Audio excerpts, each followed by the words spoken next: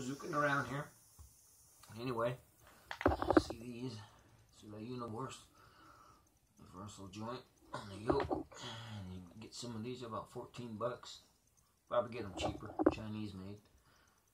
But anyway, you just simply put these in that little hole right there.